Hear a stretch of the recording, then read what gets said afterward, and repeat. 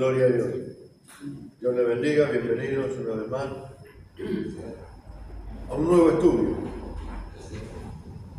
Estuve debatiendo si continuar con la carta de Pablo a los Filipenses, que es la que sigue después de Efesios, o si ir directamente al libro de Hebreos. Finalmente me incliné por Filipenses, junto con la de Efesios, que fue la última que estudiamos.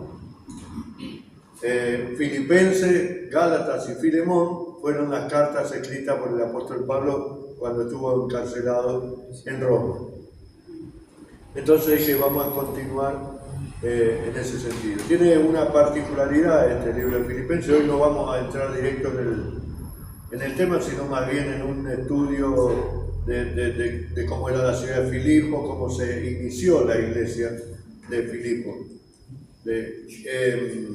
Tiene una particularidad, decía que a diferencia de otras cartas, salvo esta carta a Filipenses y a Filemón, son como una carta personal, digamos. No hay una recriminación, un corregir de la iglesia, un corregir del rumbo o de errores que pudiera haber en la iglesia, sino más bien son cartas personales, en este caso de agradecimiento, de reconocimiento también a la solidaridad y amabilidad de los filipenses. Y entonces, bueno, dije, continuemos con estas cartas porque también tiene una particularidad que tiene una enseñanza importante, que es, aún en medio de la dificultad, como que estaba Pablo preso, uno puede vivir gozoso en Cristo Jesús, ¿no? Que después vamos a ver, son uno de los temas. Pero bueno, comenzando con una introducción y un conocimiento de lo que era la ciudad de Filipo. La ciudad de Filipo era una ciudad grande, una ciudad pujante, una ciudad comercialmente rica y que tenía un vínculo importante con Roma. Esa ciudad se llamaba Crénides hasta el año 360. Crénides significa lugar de las fuentes. Pero en el año 360 antes de Cristo conquistó la ciudad Filipo II de Macedonia, que es el padre de Alejandro Magno o Alejandro el Grande. Y entonces decidió cambiarle el nombre. ¿Y qué hizo originalmente y humildemente? Le puso el nombre de él, Filipo. Entonces por eso se llama Filipo esta ciudad, que estaba situada sobre la vía Egnatia, que comunicaba Roma con Asia Menor. O sea, tenía una comunicación. Lo que dice, todos los caminos conducen a Roma. Bueno, esta era una vía directa de comercio con Roma. También tenía un puerto importante sobre el mar Egeo, entonces lo hacía potencialmente importante y comercialmente importante. Por eso era una ciudad grande, Filipo. Decía, estaba situada sobre la famosa vía Egnatia, que comunicaba Roma con Asia, y estaba a unos 12 kilómetros de la costa norte del mar Egeo, donde el límite de Macedonia hacía el límite con Tracia. Sería la parte norte de lo que hoy es Grecia. A veces escuchamos nombres o leemos nombres en la Biblia y decimos, ¿esto dónde queda? ¿Qué ciudad es? La buscamos ahora en el mapa de hoy y no existe. Y bueno, justamente en la mayoría de la Biblia están los mapitas detrás, donde nos indican cómo era el mundo o la ciudad, la Europa, por ejemplo, antes antes de Cristo y después de Cristo con los viajes misioneros de Pablo y todo eso, y entonces vemos esas ciudades, pero después cuando hoy la buscamos en el mapa que no aparecen, bueno, hay ciudades que corresponden, como en este caso parte de Grecia, en otro caso tiene que ver con Irak o Irán, Palestina, bueno, distintos lugares. En este caso decía, pertenecía como a la parte norte, limitaba como a la parte norte de Grecia. Tiene la particularidad que fue la primera iglesia cristiana creada o fundada por Pablo, y fue la primera iglesia que conquistó Europa, o mejor dicho, de ahí llegó a Europa, digamos, a esa parte, el Evangelio, ahí comenzó la iglesia y de ahí se expandió al mundo, y probablemente hoy tenemos nosotros, estamos en la iglesia porque seguramente antepasados nuestros de aquella época europea recibieron un evangelio que predicó Pablo, ¿no? En esa parte de Europa. Decía, era una ciudad rica, importante, comercialmente muy importante, y estaba sometida a Roma desde el año 167 a.C., pero en el año 42 a.C. hubo una batalla importante entre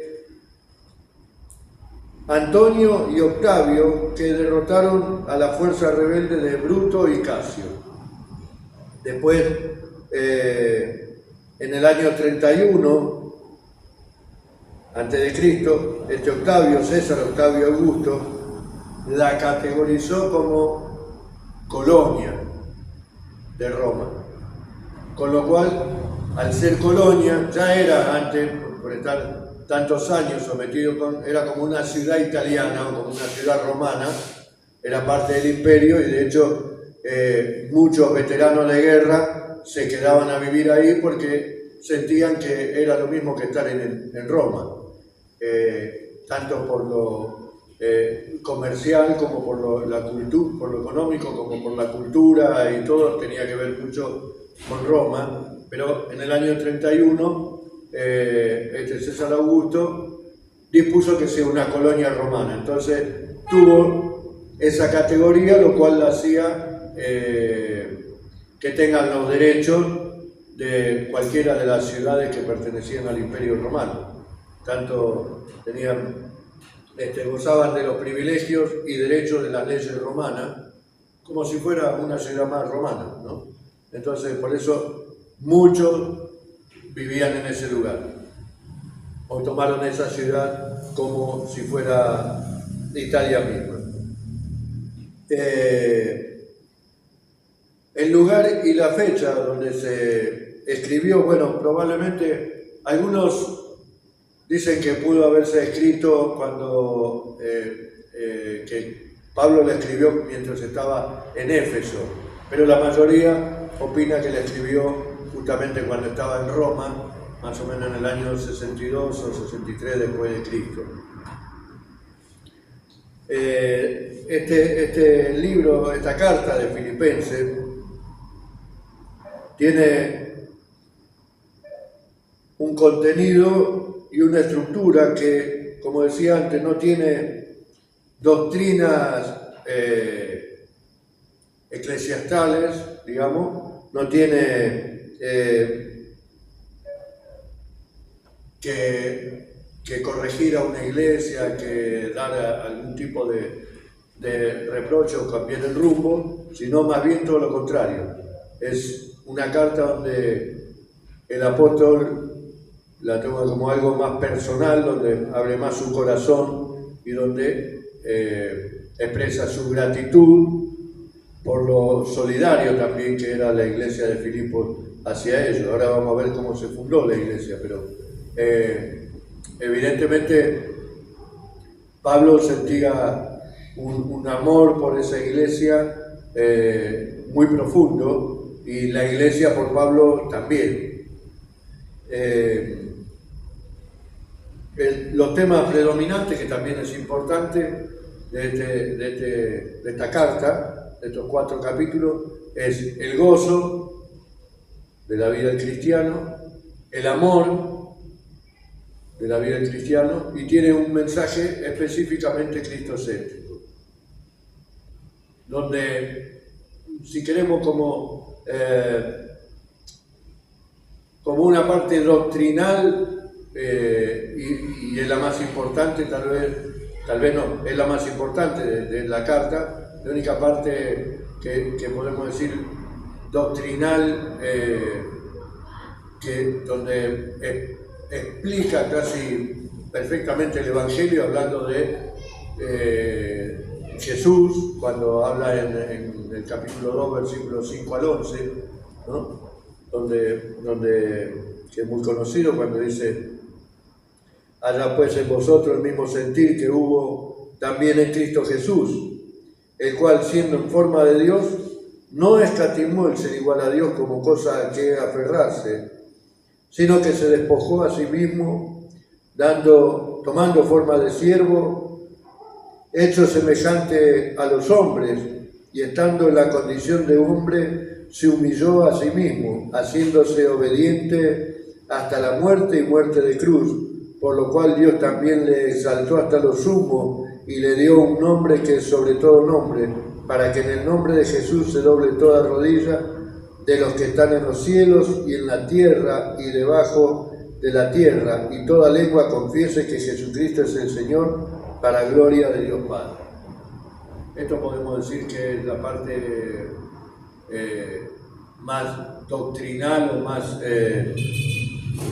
donde tiene un contenido más profundo, digamos, porque después mayormente tiene que ver con expresiones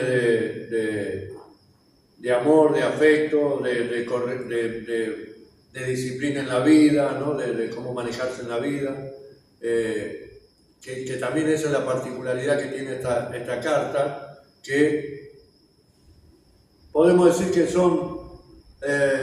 está redactada con distintos puntos donde podemos ver las enseñanzas para la vida cristiana, ¿no? Entonces también es importante enfocarnos desde ese punto de vista. Por eso decía antes, un tema principal es el gozo, y Pablo está hablando del gozo mientras está preso, cosa que no sería común, o no debería ser común. Sin embargo, por medio del Espíritu Santo, él puede expresarlo y darlo a la iglesia. Ahora, decía, no tiene críticas hacia la iglesia, más bien Pablo resalta el amor y es agradecido con ellos, con la iglesia, con los filipenses, y con su generosidad. Hay algunos puntos bien importantes que son, por ejemplo, como leímos recién en el versículo 2, haya pues el sentir que hubo en Cristo Jesús, habla del sentimiento, habla de unidad, porque parece que había ahí un problema entre dos mujeres, que eran Evodia y Síntique. Se ve que las dos tendrían carácter fuerte, no dice la palabra que, no era un gran problema, pero evidentemente había una diferencia entre ellas, y Pablo hace ahí una referencia para que esto se solucione, digamos. Después lo vamos a ver. También habla nos habla de ser un buen testimonio como iglesia cristiana, proponiendo desde la solidaridad, el amor, el sentir. También hubo un llamado de atención, hay un llamado de atención en esta carta a los enemigos de la cruz, que les llama Pablo, y a esos maestros judaizantes que querían venir a desterrar o a desautorizar el evangelio que Pablo predicaba, para arraigar las raíces judías, digamos, las enseñanzas judías sobre estos judíos convertidos, que en realidad, ahora vamos a ver, porque cómo nació la iglesia. La iglesia se menciona, o la ciudad de Éfeso, se menciona por primera vez, y vamos a verlo en Hechos capítulo 16. Ahí vamos a centrarnos hoy, un poco para tener entendido de qué se trata. Pablo se une con Timoteo y estaba Silas.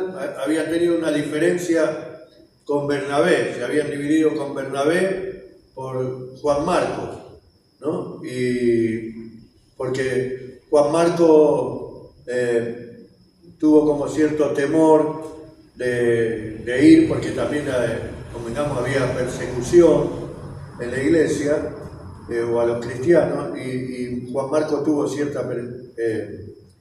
temor, y entonces no estuvo dispuesto a acompañar a Pablo y a Silas, y entonces hubo una diferencia ahí entre Pablo y Bernabé, porque Pablo en ese momento entendió que Juan Marcos no servía, pero más adelante vemos que se arregló esa diferencia. Pablo reaccionó, recapacitó, se dio cuenta de la actitud de Juan Marcos y dijo, le dijo a Bernabé, envíame a Juan Marcos, que es importante para el ministerio.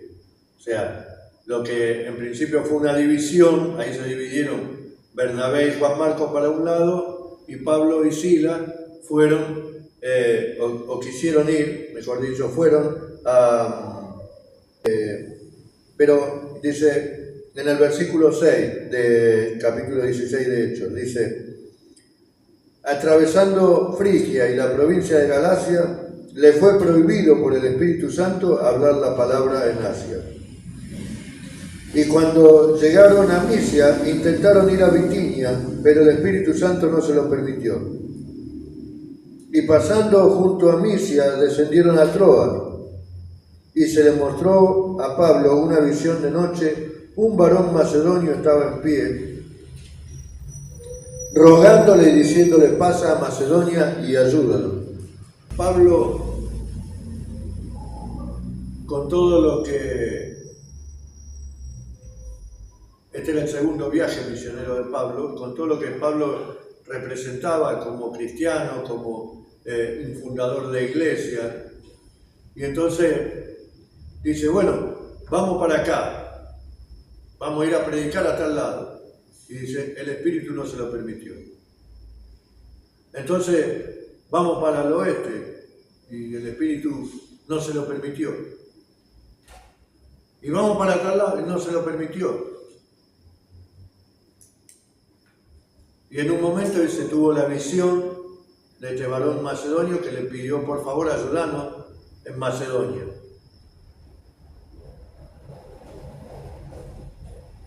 Y hago un paréntesis acá porque digo, Pablo guiado por el Espíritu. Hoy nosotros sabemos, 2000 y pico de años después, cómo fue la cosa. Ahora, si tuviéramos a Pablo adelante, le diríamos, ¿cómo hiciste para no ir a las ciudades que querías ir y esperar que Dios te dijera dónde tenías que ir? Porque nosotros seguramente estaríamos esperando la respuesta, y cuando no viene la respuesta empezamos a trabajar la cabeza y dice, bueno, no, pero si el Señor no me dice nada, entonces voy a ir a donde yo quiero ir a predicar. Él dice, el Espíritu no se lo permitió. No dice por qué, cómo, ni de qué manera se le presentó el Espíritu, si se le reveló o cómo fue, pero dice, el Espíritu no le permitió. Ahora, nosotros, primero, tenemos el oído afinado para oír el Espíritu, si nos permite o no nos permite. Si quiere que hagamos lo que estamos haciendo o lo que queremos hacer, o no quiere que lo hagamos. Preguntas importantes, ¿no? Para recapacitar. Pero Pablo dice, para acá no, bueno, vamos para allá. No, para allá tampoco. Bueno, vamos para allá. No, para allá tampoco. Y entonces le mandó una visión donde un hombre se le aparece y le dice, ayúdalo. Entonces él entendió que Dios le decía que tenía que ir a Macedonia. Si no pudo entrar en las otras ciudades, tenía que ir a Macedonia. Y allá fue. Vamos nosotros a Macedonia. Se nos apareció el varón y nos dijo, ayúdanos, vamos nosotros. No lo voy a poner a usted, me pongo yo. Voy yo, llego a Macedonia, ¿a dónde está el varón? Pasaron los días y el varón, no vino nadie a decirme que lo ayude. Dice,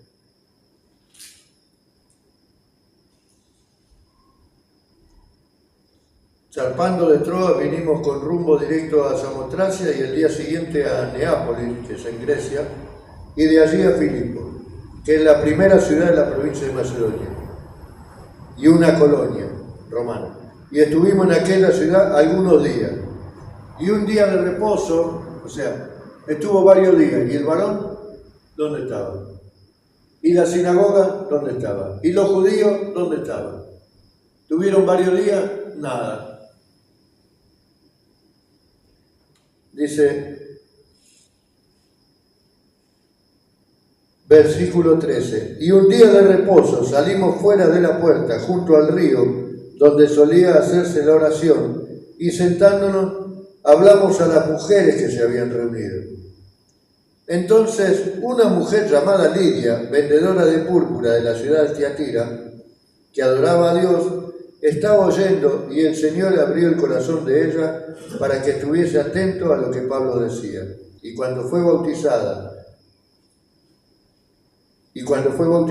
y su familia nos rogó diciendo, si habéis juzgado que yo sea fiel al Señor, entrad en mi casa y posad, y nos obligó a quedar.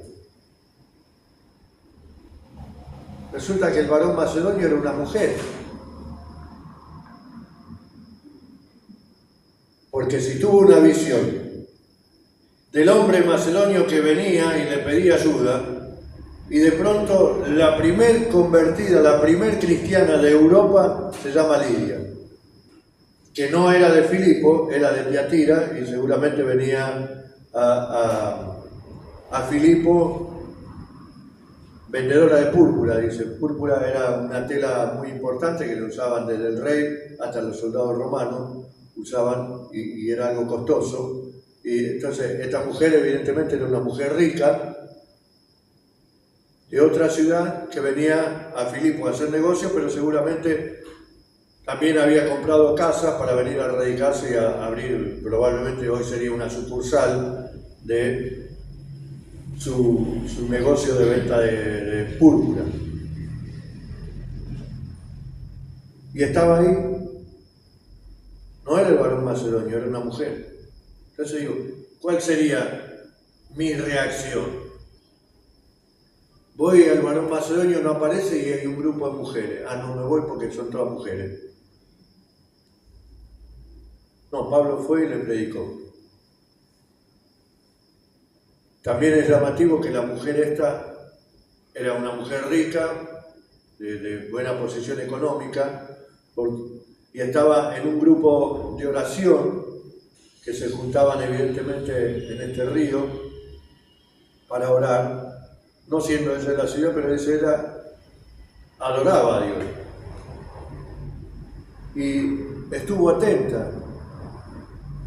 Ahora, dice que era un grupo de mujeres, solamente ella fue la que se convirtió, ella y después su familia. Las otras mujeres no se hablan. Pero evidentemente el Espíritu Santo abrió el corazón de esa mujer para estar atenta. Por alguna razón o circunstancia esa mujer estaba buscando de Dios y Dios empleó a esa mujer o ese llamado o esa búsqueda de Dios para llevar a Pablo a ese lugar, y donde Pablo pensaba por ahí predicar en otras ciudades, le permitió el Espíritu Santo, le negó los otros lugares para ir y abrir la primera iglesia en la ciudad de Filipo, la primera iglesia que estaba en Europa. Como la palabra, cuando vemos estas cosas, decimos, entendemos cuando la palabra dice que nuestros pensamientos no son como los pensamientos de Dios, que los pensamientos de Dios son más altos que los cielos y que no lo podemos entender, ¿no? Entonces, cuando Dios quiere hacer las cosas y hay corazones dispuestos, como el de Pablo y como el de esta mujer, Dios obra y puede hacer grandes cosas para que su nombre sea glorificado. Decía en este segundo viaje, que era más o menos en el año 52 o 53 después de Cristo, donde iba con Silas, con Timoteo y con Lucas, que probablemente era, o sea, es el que escribía el libro, la carta, mejor dicho. Bueno, después de haber estado por toda esta ciudad, fue ahí, se convirtió esta mujer y toda su familia se bautizó y le dio lugar y hospedaje en su casa.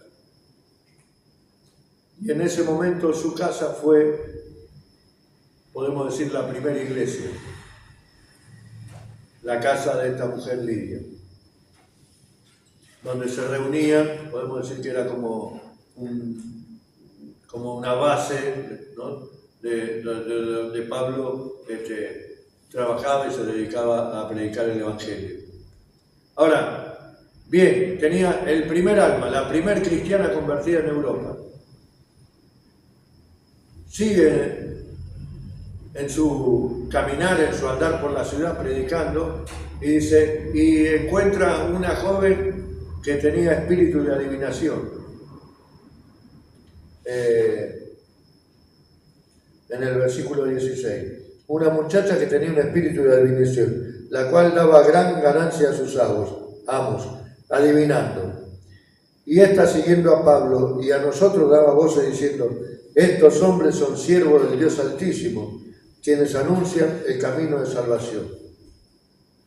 Y dice que varios días iba esta muchacha haciendo esto, diciendo, ahora,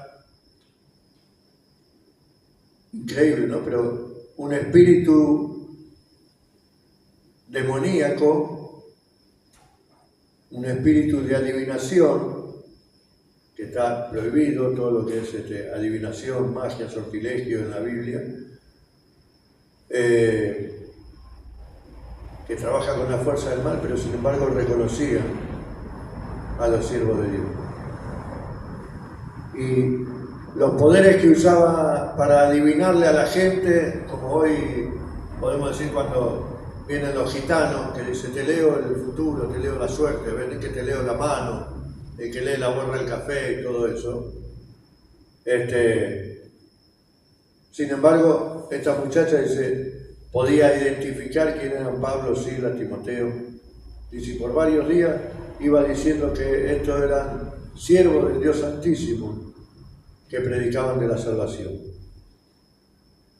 O sea que aún Dios usa a los espíritus satánicos para predicar el Evangelio. ¿Amén? Y dice, en determinado momento Pablo echó fuera ese espíritu y la chica quedó sin ninguna virtud, perdieron toda su ganancia los que la usufructaban, ese espíritu de adivinación. Y entonces lo encarcelan a Pablo y Silas, el famoso arresto que quedan en la cárcel, y siendo la medianoche estaban en la cárcel del más adentro, dice, con el cepo, y sin embargo ellos cantaban y himnos y salmos y daban gracias a Dios estando en la cárcel. Y en ese momento viene el terremoto donde se abren todas las puertas, donde los presos se podían escapar, y el carcelero, que cuando ve la situación se iba a matar, Pablo le dijo, no te haga daño porque estamos todos acá, no nos escapamos.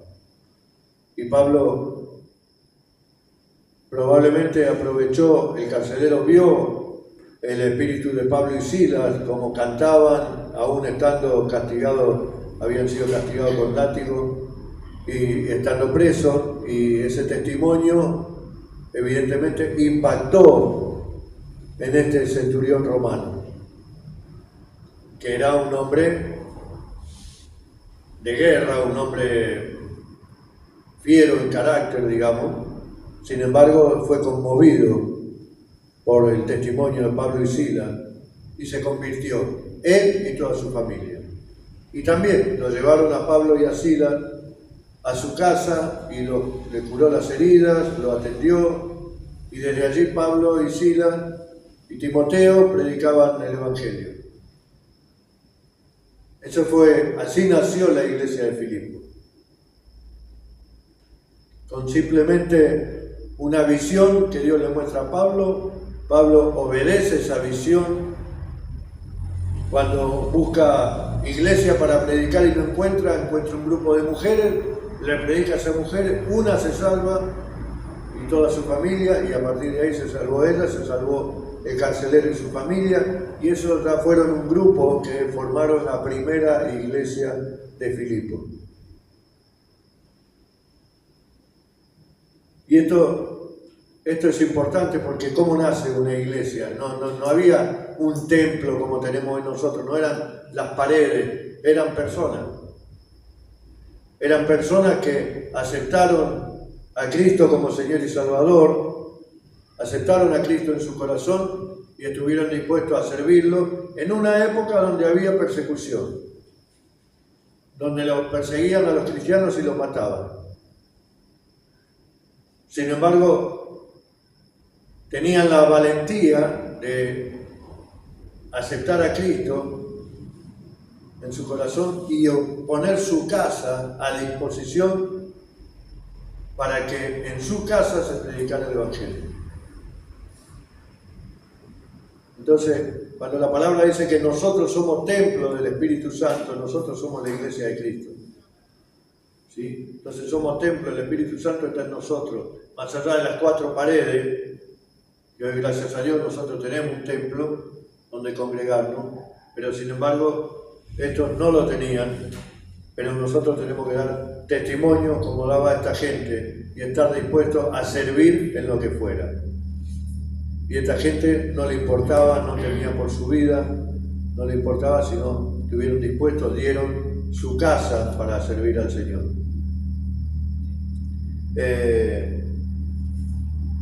Entonces vemos cómo los primeros cristianos fueron, como decía Lidia, que era de Tiatira, no era de Filipo, el carcelero, que era romano, tampoco era de Filipo, pero sin embargo fueron los primeros cristianos.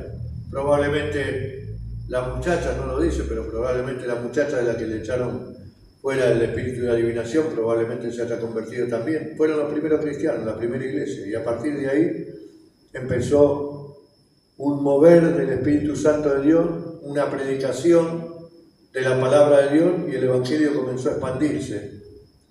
Y cuando Pablo escribe esta carta, casi 10 años después de ese segundo viaje misionero, Pablo estaba preso en Roma, y claro, estuvieron los filipenses sin saber nada de Pablo, más o menos por 2 años. Y cuando se enteraron que estuvo preso, lo primero que hicieron es juntar dinero y enviárselo. Entonces dice, fue Epafrodito, que era el que pastoreaba la iglesia en ese momento de Filipo, y fue a llevarle la ofrenda a Pablo a la cárcel. Y yo me imagino que Pablo, cuando lo vio, lo primero que le habrá preguntado, ¿cómo está la iglesia en Filipo? Y entonces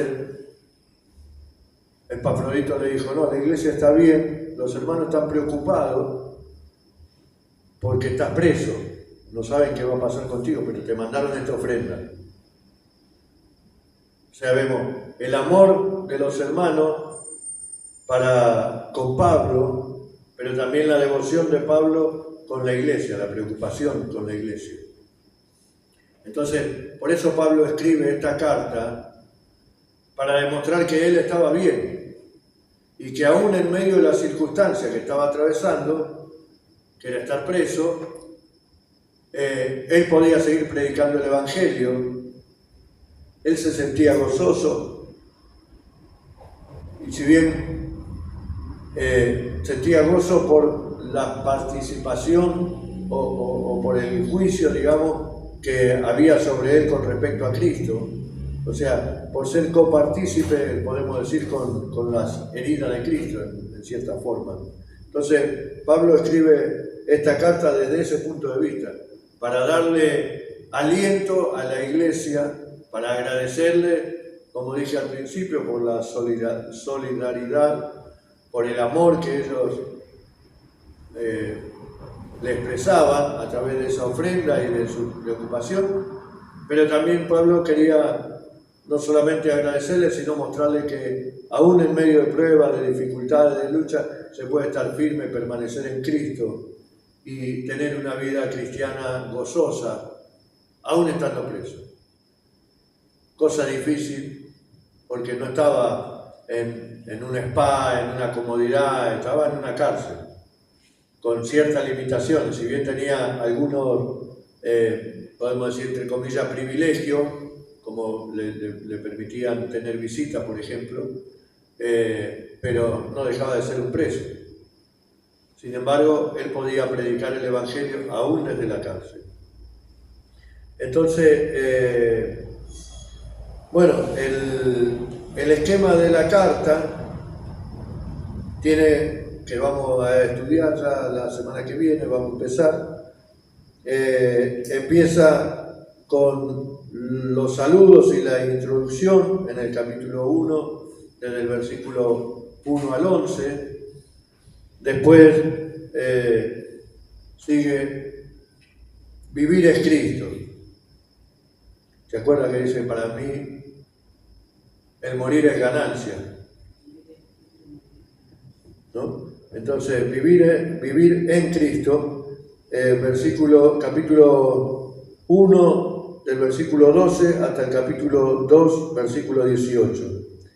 Después, el tercero sería el ministerio de Pablo, desde del capítulo 2, 19 al versículo 3, 21. El cuarto sería gozo y gratitud, capítulo 4, versículo 1 al 20. En el 4:4 de Filipenses está el famoso regocijados en el Señor, otra vez digo regocijados. Y después el quinto está el epílogo y los saludos finales, que son el capítulo 4, del versículo 21 al 23.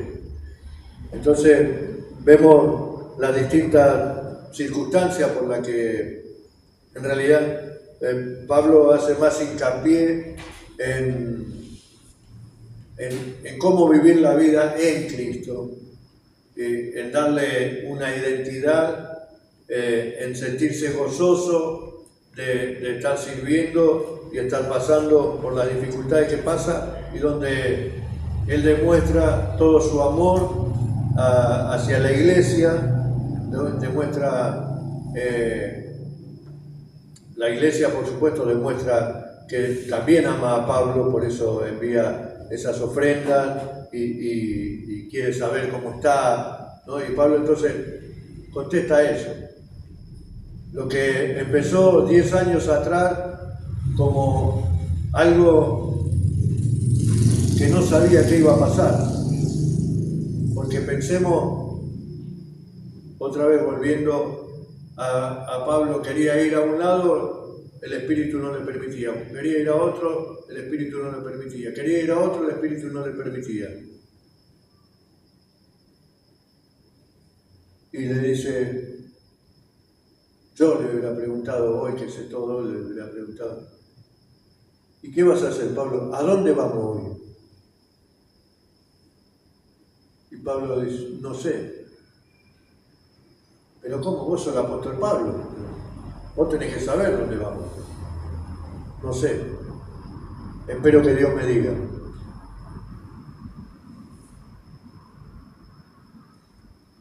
a veces siempre digo el famoso dicho de el que espera desespera, pero el Salmo dice: pacientemente esperé a Jehová y Él oyó mi clamor, ¿no?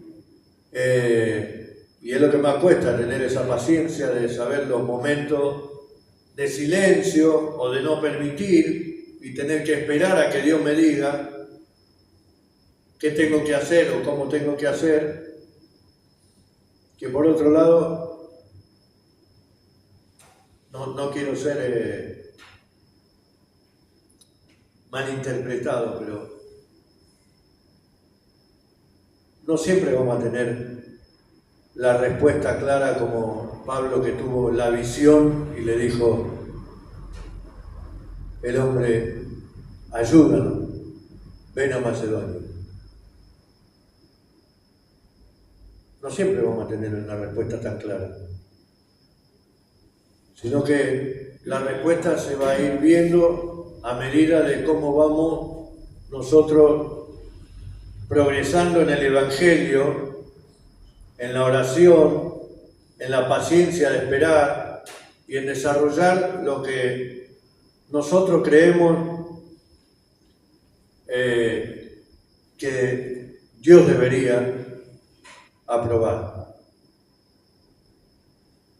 Los planes de Pablo, ¿cuáles eran? Ir a predicar a distintas ciudades, predicar el Evangelio. ¿Estaba mal? ¿No eran los planes de Dios? Sí, eran planes de Dios.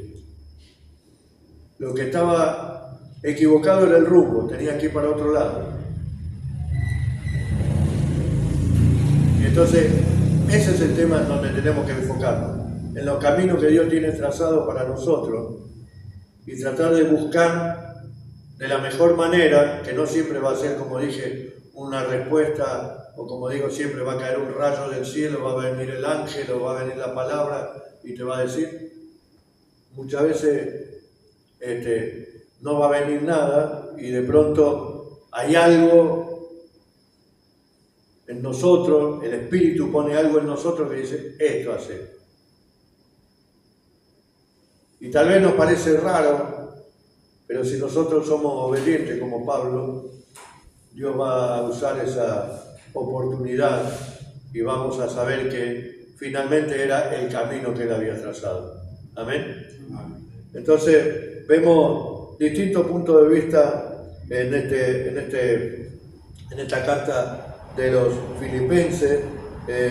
Como decía, el pasaje teológico más importante de todos de los 4 versículos es el que leímos antes en capítulo 2 del 5 al 11.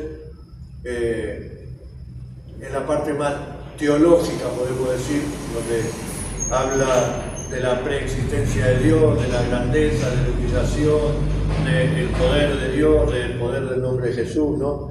De la redención, de su humildad, de su muerte humillante. Pero hay puntos importantes a resaltar, como decía: vivir en Cristo, o sea, puesto los ojos en Jesús, el autor y consumador de la fe. Si sabemos que estamos en Cristo, sabemos que Dios está con nosotros. Amén. Y Él nos va a guiar en todas las cosas. Y a través de nosotros, por lo tanto, también podemos llegar a alcanzar a las personas que nos rodean. Pero antes decía, hay 3 puntos importantes. Están los enemigos de la cruz, que son los que querían venir claro, mientras no había sinagoga, mientras nadie predicaba, mientras nadie decía nada del Evangelio, cada uno hacía lo que quería. Cuando empezó a crecer la iglesia, vinieron los maestros judaizantes, los seguidores de la ley, que querían traer a los judíos que antes no profesaban la ley y que ahora podían convertirse, y muchos se convirtieron a Cristo. Entonces venían a tratar de sacarlo otra vez y llevarlo nuevamente a la tradición judía. Entonces Pablo hace hincapié en eso, que tenemos que tener claro nosotros como iglesia la doctrina de la palabra de Dios, ¿no? El Evangelio de Jesucristo. Después decía, bueno, hablando del buen testimonio como iglesia, de mostrar el amor, la caridad junto con el que está padeciendo, pero también mostrar el amor, ¿no?, de Dios que hace y transforma nuestra vida. Pero decía, el único punto débil por ahí, y que no era tan importante, pero en un momento lo resalta Pablo, era este de las dos mujeres, que decía Evodia y Síntique, que evidentemente no dice el por qué, pero eran dos mujeres importantes dentro de lo que sería la iglesia, y que imagino yo que tendrían su carácter, cada una. Y habría algún tipo de desavenencia por la cual no se hablaban. Y entonces Pablo allí hace hincapié en eso para tratar de corregir esa situación, que pongan la mirada en Cristo. No tiene que ver tanto con la doctrina, no tiene que ver tanto con la persona, si me cae bien, si no me cae bien, si la cultura de ella, si ella es más que yo, si el otro. No, porque imagino yo. Y la otra quería por ahí el cargo, ¿viste? O quería figurar, no sé, digo yo, por decir algo. O quería estar a cargo del coro y decía, bueno, yo tengo que hacer algo. Y entonces había desaveniencia. Tal vez había algún celo, alguna envidia entre ellas, pero algo había, evidentemente, que lo vamos a ver cuando llegue el momento. Pero son puntos importantes que hacen al buen testimonio de nuestra vida como cristianos. Por eso Pablo cuando dice, haya pues en vosotros el mismo sentir que hubo en Cristo Jesús. ¡Wow! ¿Y cuál fue el sentir de Jesús? Porque si yo hubiera estado en la cruz, como siempre digo, y te dicen, si vos fueras el Hijo de Dios, te hubiera bajado y me hubiera fulminado a todos, ¿viste? Los que estaban ahí acusando. Pero Jesús no, Jesús aguantó la humillación, soportó, no estimó el ser igual a Dios como cosa que aferrarse, sino se humilló hasta lo sumo, hasta la muerte y muerte de cruz, soportó todo. Entonces cuando Pablo dice, tenemos que tener ese sentir, está diciendo, si yo tengo una diferencia con el pastor, con el hermano, con el vecino, con un familiar, yo tengo que tener el sentir de Cristo. No mirar lo que a mí me parece o lo que a mí me molesta de la persona. Yo tengo que mirar a Cristo. Porque si Cristo hubiera mirado lo que le molestaba de las personas, no hubiera quedado uno vivo de todos los que estaban ahí. Ni los discípulos quedaban, porque fueron los primeros que rajaron. Dice que una manzana podrida pudre el cajón. Siempre digo, me llamó la atención porque ¿por qué si en un cajón hay 100 manzanas y una sola podrida, se pudre la 99 y la 99 no pueden curar a esa podrida? ¿No? Porque la podrida es la que está haciendo el daño. Las otras, por más que están sanas, se van a contaminar de la podrida. Entonces, nosotros tenemos que ver qué tipo de manzana somos, en una palabra, y en qué parte del cajón estamos. A ver si nos llega más rápido, más tarde o más temprano la jurisdicción. Pero que Dios nos ayude a corregir estas pequeñas situaciones que, como dije, no tenía nada para reprocharle a la iglesia, solamente resaltó estas dos hermanas que tenían esa diferencia para que se corrijan, que evidentemente lo deben haber hecho.